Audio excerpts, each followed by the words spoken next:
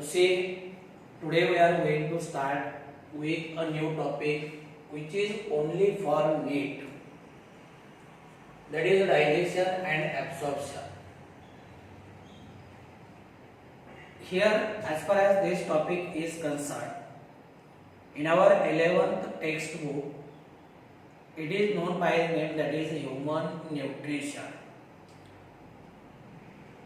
Already we have started human nutrition as per our textbook only for regular students. And here in NCERT it is given name digestion and absorption. Actually, more or less the contents from this topic means from NCERT as well as textbook, these are more or less same. But even then we require some additional information for NEET. That is why we are going to discuss this topic for NEET separately. And for regular, already we have started, we have taken first lecture. Now we will start this topic, that is digestion and absorption. As far as this topic is concerned, here we have seen, we have to discuss about the digestive activities and then absorption of digestion or absorption of digested food material for utilization of cell. When we talks about digestion, here we know that digestion, this one is the process in which complex food it is converted into simple form. It is converted into simple form. Just say या topic मध्ये नेमकं आपल्याला digestion म्हणजे काय हे पाहिजे, digestion कुठे होतं हे पाहिजे, म्हणजे डायजेस्टिव्ह ऍक्टिव्हिटीज ज्या की आपल्या डायजेस्टिव्ह सिस्टीम मध्ये कॅरी आउट केल्या जातात ते आपल्याला या टॉपिक मध्ये डिस्कस करायचे. डायजेशन मध्ये काय केलं जातं की bigger molecule they are converted or they are broken down into smaller molecule.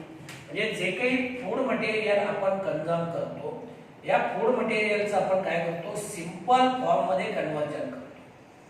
काय करतो, जे फूड मटेरियल आपण कंझ्युम करतो हे फूड मटेरियल कॉम्प्लेक्स आहे आणि कॉम्प्लेक्सचं कन्वर्जन कशामध्ये करतोय आपण सिंपल फॉर्म मध्ये. कशामध्ये, सिंपल फॉर्म मध्ये. म्हणजे समजा तुमचे कार्बोहायड्रेट असेल, फॅट्स असतील किंवा प्रोटीन असतील, याला आपण ऍक्च्युअली याला आपण तोडतोय, याला आपण ब्रेक करतोय, याला आपण स्मॉलर पार्टिकल स्मॉलर पीसेस मध्ये काय करतोय कन्वर्ट करतोय. आणि एक लक्षात घ्या, डायजेशन मधनं कुठल्याही प्रकारची एनर्जी मिळत नाही. ऍक्च्युअली चुकीची अंडरस्टँडिंग आहे. बऱ्याच जणांना म्हणले की तू फूड कशासाठी खातोय तर तो म्हणतो एनर्जी मिळते. डायजेशन मुळे एनर्जी अजिबात मिळत नाही. डायजेशन मध्ये काय होते, फक्त जे कॉम्प्लेक्स फूड आहे ते सिंपल फॉर्म मध्ये कन्वर्ट केलं जातं किंवा ज्याला आपण बिगर मॉलिक्यूल म्हणतो, हे बिगर मॉलिक्यूल काय केले जातात सिंपल फॉर्म मध्ये कन्वर्ट केले जातात, म्हणजे त्याचं ब्रेक डाऊन केलं जातं. आता तुम्ही बघा, जेव्हा ब्रेक डाऊन केलं जातं तेव्हा डायजेशन ही जी ऍक्टिव्हिटी आहे याला आपण काय म्हणतो, it is called as catabolic process. काय म्हणतो याला आपण, कॅटाबॉलिक प्रोसेस. म्हणजे जेव्हा तुम्ही एखादा बिगर मॉलिक्यूल स्मॉलर मॉलिक्यूल मध्ये कन्वर्ट करता, स्मॉलर मॉलिक्यूल मध्ये त्याला तोडता, तेव्हा त्याला आपण काय म्हणतो कॅटाबॉलिक प्रोसेस म्हणतो. काय म्हणतो, कॅटाबॉलिक प्रोसेस म्हणतो.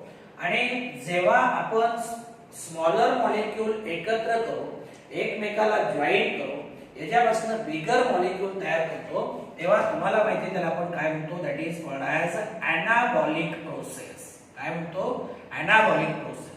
म्हणजे कॅटाबॉलिक प्रोसेस मध्ये इकडे बघा, कॅटाबॉलिक प्रोसेस मध्ये बिग मॉलिक्यूल आपण स्मॉल मॉलिक्यूल मध्ये काय करतो कन्वर्ट करतो. Big molecule it is converted, it is broken down into smaller molecule. आणि smaller molecules they are join with each other and that form big molecule that is called as anabolic process. जेव्हा आपण smaller molecule एकमेकाला join करतो तेव्हा त्याच्यामधून एक water molecule काय होतो, रिलीज होतो. फॉर एक्झाम्पल तुम्ही बघा, दोन अमायनो ऍसिड आपण एकमेकाला जोडतोय. हा एक अमायनो ऍसिड, हा दुसरा अमायनो ऍसिड. जेव्हा हे दोन अमायनो ऍसिड आपण एकमेकाला जोडतोय तेव्हा काय तयार होईल, डायपेप्टाइड तयार होईल. काय, डायपेप्टाइड. म्हणजे बघा स्मॉल मॉलिक्युल्स एकत्र जॉईन केले का बिग मॉलिक्यूल तयार होतो, म्हणजे ही अनाबॉलिक प्रोसेस आहे. आणि हे जे दोन अमायनो ऍसिड आहेत, हे दोन अमायनो ऍसिड एकमेकाला जॉईन करण्यासाठी इथं पेप्टाइड बॉन्ड असतो. काय असतो? Peptide bond. आणि जेव्हा दोन अमायनो ऍसिड एकमेकाला जॉईन होतील तेव्हा याच्यामधनं एक वॉटर मॉलिक्यूल काय होईल? रिलीज होईल. हे पहिले एक्झाम्पल लक्षात घ्या. काय? एक वॉटर मॉलिक्यूल रिलीज होईल. दुसरा आपण एक्झाम्पल जर घेतलं, हे झालं पहिलं एक्झाम्पल. दुसरं एक्झाम्पल घेतलं, असं कन्सिडर करा की दोन ग्लुकोज मॉलिक्यूल आपण एकमेकाला जोडतोय. से ग्लुकोज प्लस ग्लुकोज, दोन ग्लुकोज मॉलिक्यूल. तुम्हाला माहिती आहे ग्लुकोज काय? हा मोनोसॅकॅराइड आहे. मोनोसॅकॅराइड म्हणजे it can not be further broken down. याला परत आपण सिम्प्लिफाय करू शकत नाही किंवा सिंपल फॉर्म मध्ये कन्वर्ट करू शकत नाही. म्हणजे दोन ग्लुकोज मॉलिक्यूल एकत्र केले का डायसॅकॅराइड तयार होईल. काय तयार होईल? डायसॅकॅराइड तयार होईल. फॉर एक्झाम्पल माल्टोज तयार होईल. काय तयार होईल? माल्टोज तयार होईल. आणि हा माल्टोज तयार होताना परत याच्यामधनं काय होणार? वॉटर मॉलिक्यूल रिलीज होणार. म्हणजे इथं स्मॉलर मॉलिक्यूल आपण काय केले? एकमेकाला जॉईन केले आणि याच्यापासून बिग मॉलिक्यूल तयार झाला, म्हणजे अनाबॉलिक प्रोसेस. काय म्हणतो? अनाबॉलिक प्रोसेस. तिसरं एक्झाम्पल आपण घेऊया. कुठलं घेऊया? For example fatty acid, fatty acid plus glycerol काय तयार होईल? ट्रायग्लिसरॉल तयार, ट्रायग्लिसराइड तयार होईल. किंवा असं समजा काय तयार झालं? फॅट तयार झालं. फॅट म्हणजे लिपिड. मग इथं सुद्धा एक वॉटर मॉलिक्यूल काय होतो? रिलीज होतो. एक वॉटर मॉलिक्यूल रिलीज होतो. हे सगळे एक्झाम्पल जे आहेत या तिन्ही एक्झाम्पल मध्ये स्मॉल मॉलिक्यूल्स एकमेकाला जॉईन केले, बिग मॉलिक्यूल तयार झाले. इथे सुद्धा दोन ग्लुकोज मॉलिक्यूल एकत्र केले, माल्टोज तयार झाला. इथे फॅटी ऍसिड आणि ग्लिसरॉल एकत्र केले आणि फॅट तयार झाला. पण एक लक्षात घ्या, जेव्हा स्मॉल मॉलिक्यूल आपण एकमेकाला जॉईन करून बिग मॉलिक्यूल तयार करतो, म्हणजे थोडक्यामध्ये अनाबॉलिक प्रोसेस मध्ये एक वॉटर मॉलिक्यूल काय होतो? रिलीज होतो. एक वॉटर मॉलिक्यूल रिलीज होतो. आता याच्या उलट बघा, याच्या पुढे जाऊन जर आपण पाहिलं तर कॅटॅबॉलिक प्रोसेस मध्ये काय होतं? बिग मॉलिक्यूल जो आहे हा बिग मॉलिक्यूल काय केला जातो? स्मॉल मॉलिक्यूल मध्ये कन्वर्ट केला जातो. काय केला जातो? स्मॉल मॉलिक्यूल मध्ये कन्वर्ट केला जातो, तोडला जातो. फॉर एक्झाम्पल तुमचं कार्बोहायड्रेट आहे. काय? कार्बोहायड्रेट. कार्बोहायड्रेटला आपण कशामध्ये ब्रेक डाऊन करतो? Glucose plus fructose. म्हणजे कार्बोहायड्रेट हा जो बिग मॉलिक्यूल आहे त्याला आपण एक मॉलिक्यूल ग्लुकोज आणि एक मॉलिक्यूल फ्रुक्टोज मध्ये काय केलं? त्याला आपण तोडलं म्हणूया थोडा वेळ. दुसरं बघा, तुमचं प्रोटीन आहे, प्रोटीन्स. याला आपण काय करतो? अमायनो ऍसिड मध्ये ब्रेक डाऊन करतो. कशामध्ये? अमायनो ऍसिड्स मध्ये. फॅट आहे, फॅटला आपण कशामध्ये ब्रेक डाऊन करतोय? Fatty acid plus glycerol. Fatty acid plus glycerol. हे पहिल्यांदा क्लिअर करून घ्या बरं का, की हे जे स्मॉल मॉलिक्यूल आहेत एकमेकाला जॉईन झाले का बिग मॉलिक्यूल तयार होतो आणि एक वॉटर मॉलिक्यूल रिलीज होतो. आता कॅटॅबॉलिक प्रोसेस मध्ये काय होते की जो बिग मॉलिक्यूल आहे हे कार्बोहायड्रेट, प्रोटीन्स, फॅट हे बिगर मॉलिक्यूल्स आहेत. यांना आपण काय केलं? स्मॉल मॉलिक्यूल मध्ये कन्वर्ट केलं, म्हणजे तोडलं. आणि हे तोडण्यासाठी यांना आपल्याला काय द्यावं लागेल? वॉटर मॉलिक्यूल ऍड करावं लागेल. काय करावं लागेल? वॉटर मॉलिक्यूल ऍड करावं लागेल. म्हणजे साधी गोष्ट बघा की जर कार्बोहायड्रेट त्याला तोडण्यासाठी वॉटर मॉलिक्यूल लागत असेल, प्रोटीनला ब्रेकडाऊन करण्यासाठी वॉटर मॉलिक्यूल लागत असेल, फॅटला ब्रेकडाऊन करण्यासाठी वॉटर मॉलिक्यूल लागत असेल, तर ही रिएक्शन कुठली आहे? याला आपण काय म्हणतो? It is called as hydrolysis. काय म्हणायचं याला? Hydrolysis.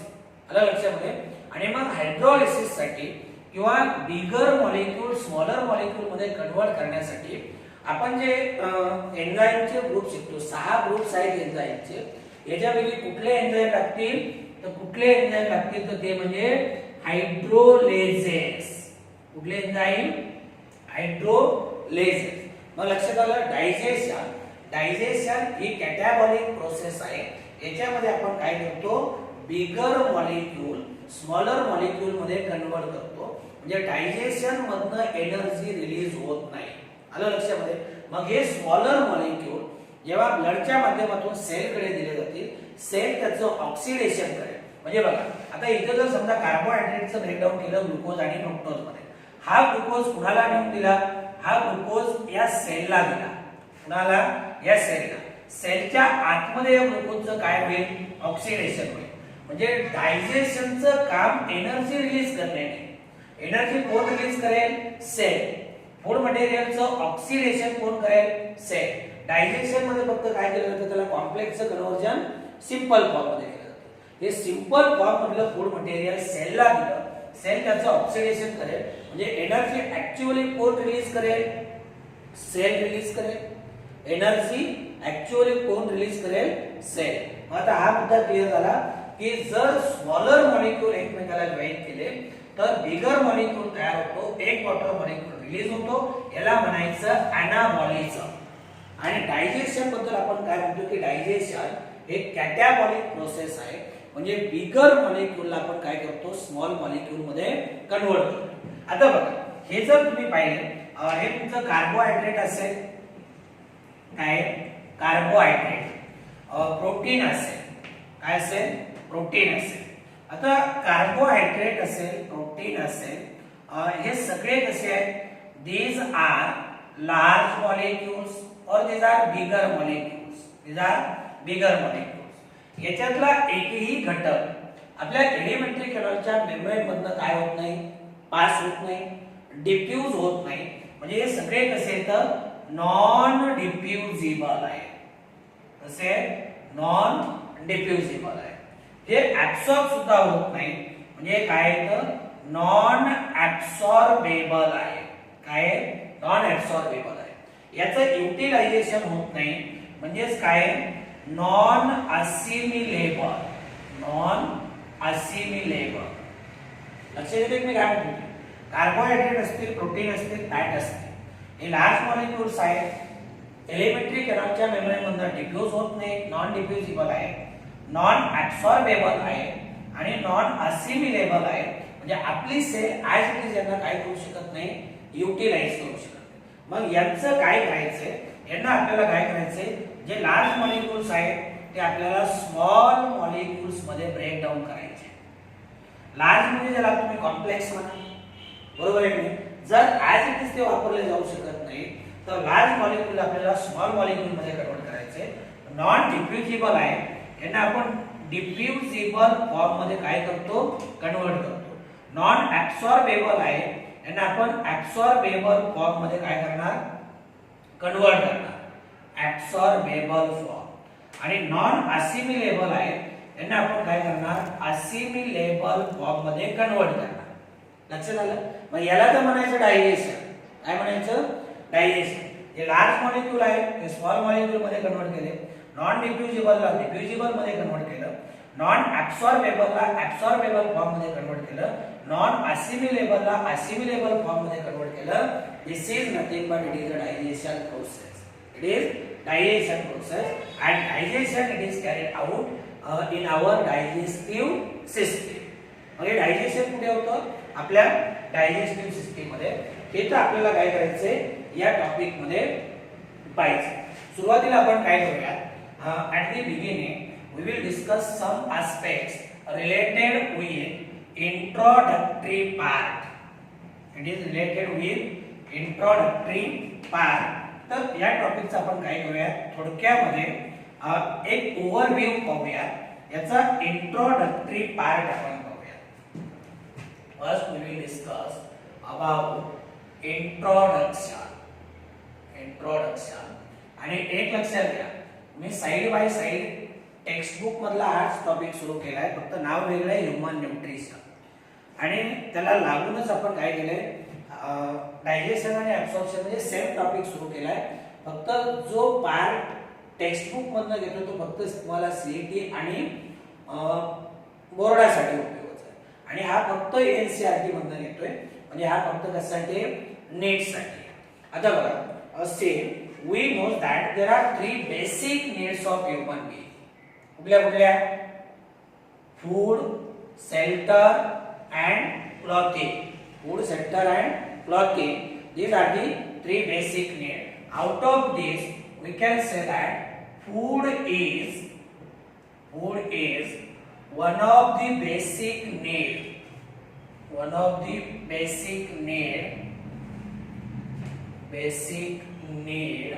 of all living organisms. हे बेसिक नीड कधी म्हणतो की ज्याच्याशिवाय आपण सर्वाइव्ह होऊ शकत नाही. आलं लक्षामध्ये? दॅट इज मस्ट और दॅट इज कंपल्सरी. तर जे तीन तुम्हाला बेसिक नीड सांगितल्या, फूड, शेल्टर आणि क्लॉथिंग, याला तुम्ही मराठीमध्ये अन्न, वस्त्र, निवारा म्हणतो. म्हणजे फूड जे आहे हे one of the basic need of all living organism. आता एक गोष्ट लक्षात घ्या, हे जे फूड आपण खातोय हे फूड कसं असलं पाहिजे? हे फूड खावं वाटलं पाहिजे, म्हणजे डेलिशियस असलं पाहिजे, चवदार असलं पाहिजे, रुचकर असलं पाहिजे आणि पॅलेटेबल असलं पाहिजे, म्हणजे ते आपल्याला सुटेबल असलं पाहिजे. पॅलेटेबल म्हणजे आपल्याला ते खाण्यायोग्य असलं पाहिजे. म्हणजे असं नाही की मी जे फूड मटेरियल खातो ते बाकीच्यांना खाल्लं पाहिजे, जे जनावरं खातात ते आपण खाल्लं पाहिजे. म्हणजे प्रत्येकाचं जी फूड रिक्वायरमेंट आहे ती वेगवेगळी आहे. बरोबर आहे की नाही? प्रत्येकाची फूड रिक्वायरमेंट वेगळी आहे. एक लिव्हिंग ॲनिमल एक फूड मटेरियल खातो म्हणजे ते दुसऱ्यानं खाल्लं पाहिजे असं नाही. त्याची रिक्वायरमेंट वेगळी असेल, याची रिक्वायरमेंट वेगळी असेल.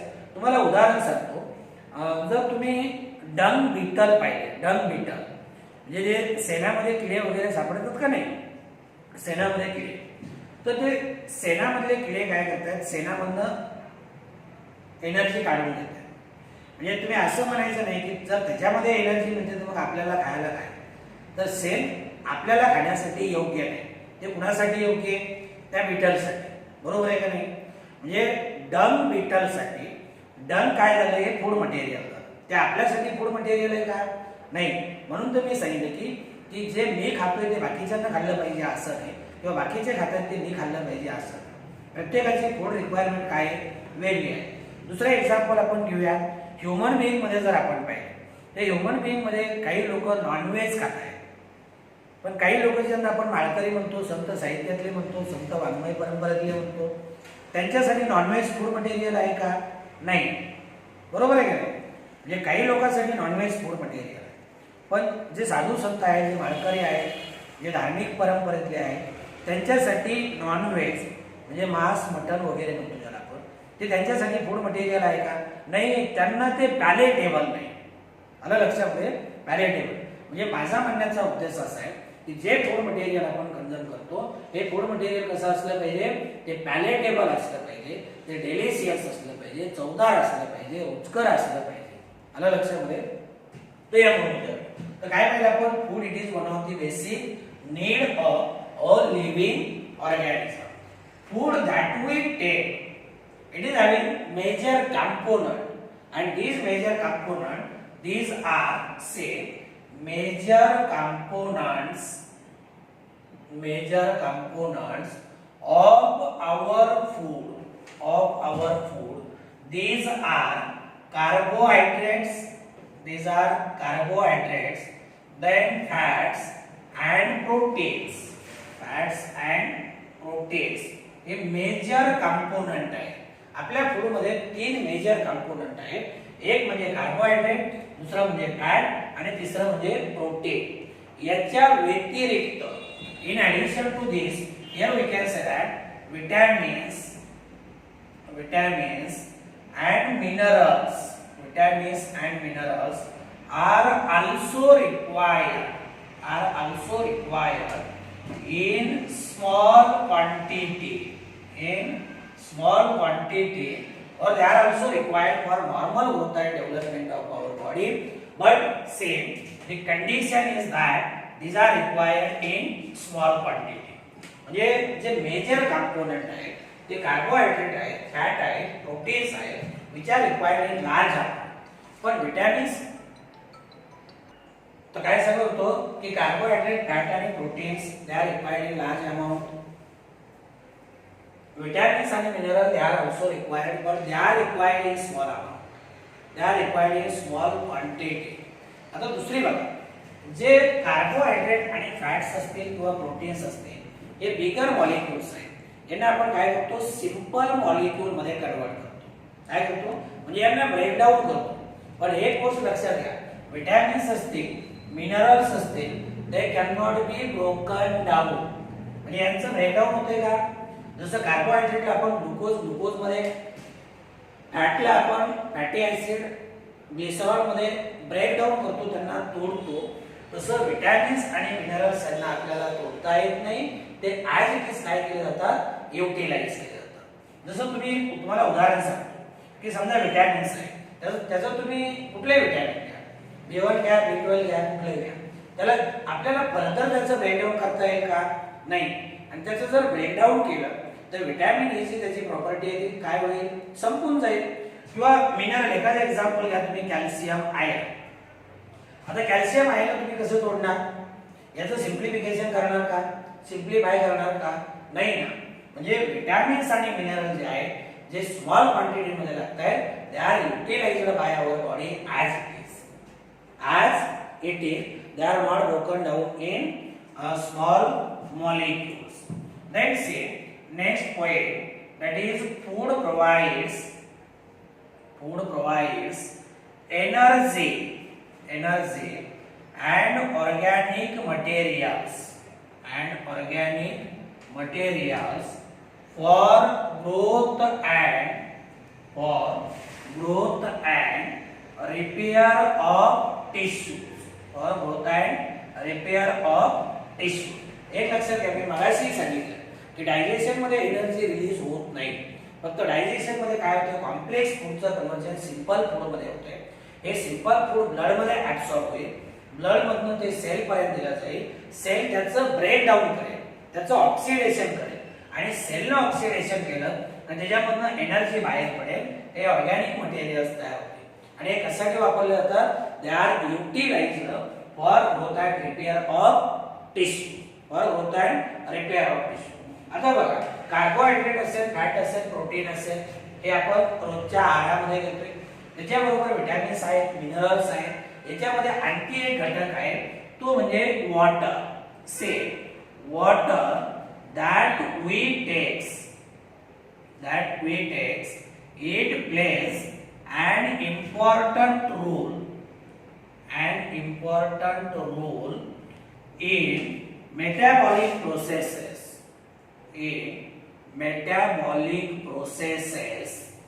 and prevents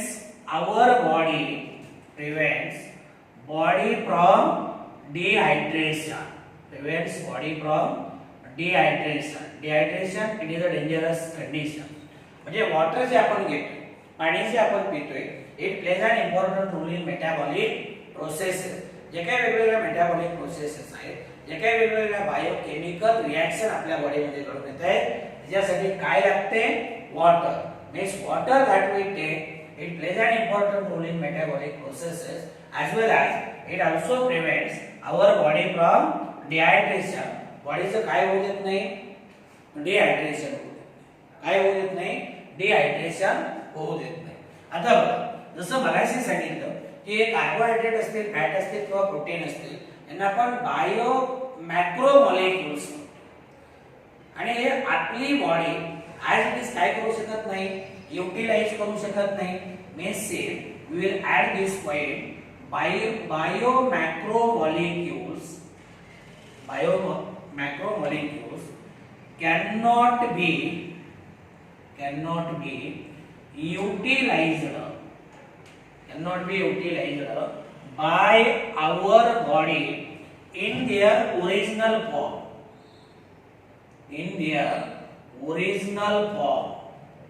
आता बघा, का बरं युटिलाइज करू शकत नाही? सुरुवातीलाच आपण पाहिले बिगर मॉलिक्युल्स आहेत, नॉन डिफ्युजिबल आहेत, नॉन ऍब्सॉर्बेबल आहेत, नॉन असिमिलेबल आहेत.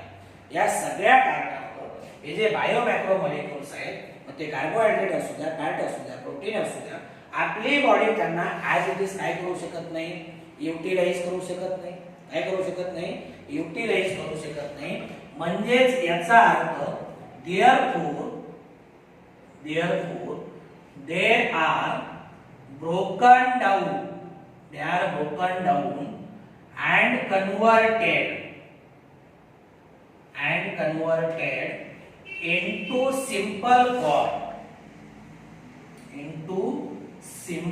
form in digestive system.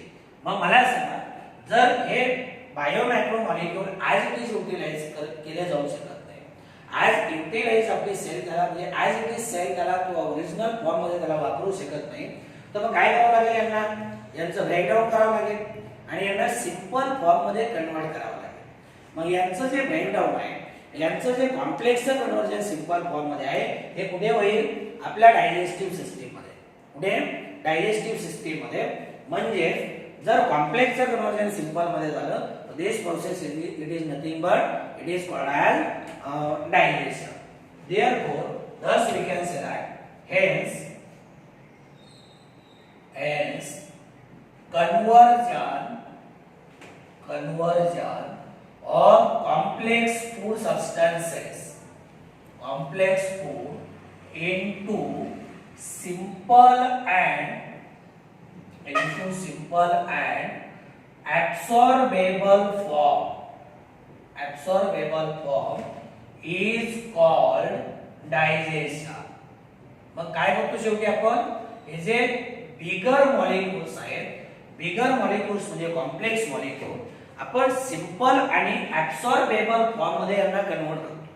हे कन्वर्जन कुठे चाललंय, डायजेस्टिव्ह सिस्टीम मध्ये. कुठे, डायजेस्टिव्ह सिस्टीम मध्ये.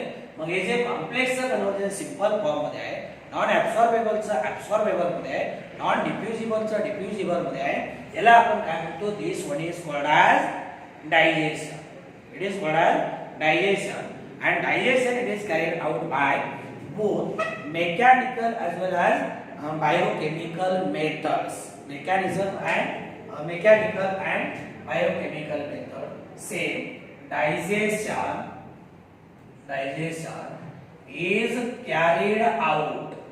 is carried out by two methods. That is, first one is mechanical method and second one that is biochemical methods. Mechanical आणि biochemical method. जे इथे वेगवेगळे एन्झाइम्स वगैरे काय केले जातात, वापरले जातात, वेगवेगळे केमिकल्स वापरले जातात. आणि मेकॅनिकल म्हणजे दाताने वगैरे आपण काय करतो, त्याचं त्याला चावून बारीक म्हणजे त्याचे तुकडे, ते मेकॅनिकल मेथड. आणि वेगवेगळे एन्झाइम समजा सलायवरी ग्लँडमधून सिक्रेट होणारे असते, लिव्हरमधून सिक्रेट होणारे असते, पॅनक्रियास मधून सिक्रेट होणारे असते, तर त्याच्यामध्ये येतात बायोकेमिकल. म्हणजे डायजेशन प्रोसेस जर आपण शेवटी पाहिलं तर digestion process it is carried out by two method. One is mechanical method and another one is called as biochemical method. Biochemical method. तर हा झाला या टॉपिकचा एक इंट्रोडक्टरी पार्ट. मग आता तुम्हाला सगळं सांगितलं, कॉम्प्लेक्सचं कन्वर्जन सिंपल मध्ये, नॉन ऍब्सॉर्बेबलचं ऍब्सॉर्बेबल मध्ये, नॉन डिफ्युजिबलचं डिफ्युजिबल मध्ये, नॉन असिमिलेबलचं असिमिलेबल मध्ये. आणि परत एकदा सांगतो की डायजेशन लक्षात ठेवा, डायजेशन मध्ये आपण फक्त काय करतोय, बिगर मॉलिक्यूल यांना आपण तोडतोय, स्मॉल मॉलिक्यूल मध्ये कन्वर्ट करतोय. त्याच्यामधनं एनर्जी काय होत नाही, रिलीज होत नाही. त्याच्यामधनं एनर्जी रिलीज होत नाही. आता आपल्याला याच्यामध्ये काय करायचंय, पहिला पॉइंट आपल्याला पाहायचा आहे, human digestive system. We will discuss about the first point, that is human digestive system. Human digestive system. आता पहिला मुद्दा तो तुमच्या लक्षात आले की ज्या काही सगळ्या डायजेस्टिव्ह ऍक्टिव्हिटीज आहेत, या सगळ्या डायजेस्टिव्ह ऍक्टिव्हिटी कुठे कॅरी आउट केल्या जातात, आपल्या डायजेस्टिव्ह सिस्टीम मध्ये. कुठे, डायजेस्टिव्ह सिस्टीम. आता ही जे डायजेस्टिव्ह सिस्टीम आहे, say digestive system is involved in obtaining food material, then its crushing, then digestion, then absorption, then assimilation and digestion of undigestible matter. Means here we can note down the point, that is digestive system is involved in obtaining food, then it's crushing. Obtaining food म्हणजे आपण काय करतो, food material आतमध्ये घेतो. Crushing म्हणजे त्याचे बारीक तुकडे करतो दाताच्या वगैरे मदतीने. It's crushing, then digestion, then absorption, then assimilation, and egestion of undigestible matter किंवा अनडायजेस्टिबल वेस्ट मटेरियल. आधी एका गोष्टीमध्ये त्यांनी काय केलंय, सगळं सांगून ठेवलंय. काय सांगितलंय की डायजेस्टिव्ह सिस्टीमचा रोल काय. Help in obtaining food material, it's crushing, then digestion, then absorption, then assimilation. Assimilation म्हणजे युटिलायझेशन. युटिलायझेशन म्हणजे हे जे सिंपल फूड मटेरियल आहे याचा वापर करून सेल काय करते, प्रोटोप्लाझम तयार करते. That is called as assimilation. आणि शेवटी what is left behind, that is called as undigested waste. म्हणजे अनडायजेस्टेड वेस्ट आपण काय करतो, it is given outside the body, त्याला आपण इजेशन म्हणतो. काय म्हणतो, इजेशन. आता ही जी डायजेस्टिव्ह सिस्टीम आहे, see it consist two parts. Digestive system consists two parts, and these two parts, they are first one that is called as alimentary canal. पहला पार्ट कुठला आहे, elementary canal, and second part that is called as associated digestive glands. पहिला part कुठला आहे.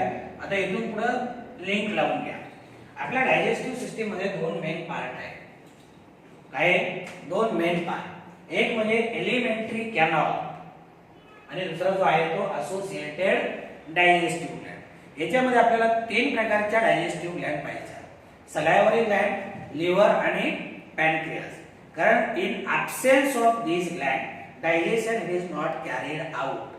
म्हणजे यांचा role तेवढाच महत्त्वाचा आहे. म्हणजे डायजेशन ही जी प्रोसेस आहे ही या दोन्हीची कंबाईंड ऍक्शन आहे. आलं लक्षामध्ये, कंबाईंड ऍक्शन. एलिमेंटरी कॅनॉल आणि असोसिएटेड डायजेस्टिव्ह ग्लँड हे दोन मेन पार्ट म्हणजे आपल्या डायजेस्टिव्ह सिस्टीमचे. आता याच्यामध्ये आपल्याला काय करायचंय, आता आपण पहिला पार्ट पाहूया. तो म्हणजे that is alimentary canal. Human digestive system मधला first part that is called as elementary canal. Elementary canal जर आपण पाहिला तर elementary canal ही एक लॉन्ग ट्युब्युलर स्ट्रक्चर आहे. काय, it is a long tubular structure. Means elementary canal, it is long, then this one is hollow, it is coiled, muscular and glandular tube-like structure. Glandular tube-like structure. हे nature बघा, nature काय सांगते, it is long. जवळपास 8 ते 10 metre एवढी लांबी आहे. किती लांबी आहे, इट इज लॉन्ग म्हणजे 8 to 10 मीटर, 8 ते 10 मीटर लांबी. आणि हॉलो आहे, कॉइल्ड आहे, muscular, glandular tube like structure of variable length. Variable length. आता व्हेरिएबल लेंथ काय म्हणतो, कारण याचा जो डायमीटर आहे तो थ्रूआउट सेम आहे. आलं लक्षामध्ये. तो फॅरेंक्स मध्ये वेगळा असेल, इसॉफेगस मध्ये वेगळा असेल, स्टमक मध्ये वेगळा आहे, स्मॉल इंटेस्टाइन मध्ये वेगळा आहे किंवा लार्ज इंटेस्टाइन मध्ये वेगळा आहे. म्हणजे एलिमेंटरी कॅनॉल काय आहे, it is a long, hollow, coiled, muscular, glandular tube-like structure which is having variable length. It is having variable length. Then see, as far as the parts of elementary canal are concerned, various parts of elementary canal are पहिला part कुठला आहे mouth, ज्याच्यामधून आपण food material आतमध्ये घेतो. दुसरा part आहे vestibule. तिसरा पार्ट आहे बकल कॅव्हिटी. बकल कॅव्हिटी याचं दुसरं नाव काय आहे शिकलाय तुम्ही. याचं दुसरं नाव आहे ओरल कॅव्हिटी. Oral cavity. याच्यानंतरचा कुठला पार्ट आहे तो म्हणजे फॅरेंक्स. फॅरेंक्सच्या नंतर इसॉफेगस. इसॉफेगस संपलं का पुढे काय येईल स्टमक. स्टमक संपलं का त्याच्या पुढे स्मॉल इंटेस्टाइन. कोण स्मॉल इंटेस्टाइन, ज्याला आपण लहान आतडे म्हणतो. स्मॉल इंटेस्टाइन संपलं का काय लार्ज इंटेस्टाइन. Large intestine. आणि लार्ज इंटेस्टाइन संपलं का शेवटचा पार्ट आहे तो म्हणजे ॲनस. आणि ॲनस मधनं काय म्हणतो आपण फूड मटेरियल म्हणजे जे काही अनडायजेस्टेड वेस्ट आहे ज्याचं डायजेशन झालं नाही ते आपण काय करतोय early in the morning it is given outside through the anus. या ॲनस मधनं आपण काय करतोय याला बाहेर काढतोय. ते वेगवेगळे पार्ट आहेत. आता ऍक्च्युअली पुढच्या तासाला जेव्हा आपण डायग्राम पाहणार आहोत, डायग्राम इथं बोर्डावर तुम्हाला दिसेल, हे सगळे पार्ट तुम्हाला एकदा परत क्लिअर करून देईल. तर कुठले कुठले पार्ट आहेत alimentary canal, mouth, vestibule. Alimentary कॅनॉलचे पार्ट कुठले mouth, vestibule, buccal cavity, oral cavity म्हणतो बकल कॅव्हिटीला, pharynx, oesophagus, stomach, small intestine, large intestine आणि ॲनस. आता याच्यावरून तुम्हाला आयडिया आली असेल काय आहे याच्यावरून तुम्हाला आयडिया आली असेल की माउथ मधनं फूड मटेरियल आपण आतमध्ये घेतो आणि ॲनस मधनं बाहेर काढतो. म्हणजे एलिमेंटरी कॅनॉलची सुरुवात कुठनं होते माउथ मधनं आणि शेवट कुठे होतो ॲनस. लक्षात येते का हे तुम्ही जरी डोकं लावलं तरी कळेल. आणि एकतर मुळात मी तुम्हाला बारीक सारी गोष्टी समजून सांगतोय आणि एक लक्षात घ्या समजून सांगणे ही माझी जिम्मेदारी आहे, तुम्हाला समजणे ही माझी जिम्मेदारी नाही. आला लक्षामध्ये हे फक्त समजून सांगू शकतो, तुम्हाला समजून समजण्याची जिम्मेदारी माझी नाही. देन सेम तर वाटलं तर आपण हा पॉइंट नोट करूया. Elementary canal begins with anterior opening. Begins with anterior opening called mouth. Anterior opening mouth ज्याच्यामध्ये आपण फूड मटेरियल आतमध्ये घेतो. Opening called mouth and ending in or ending out as posterior opening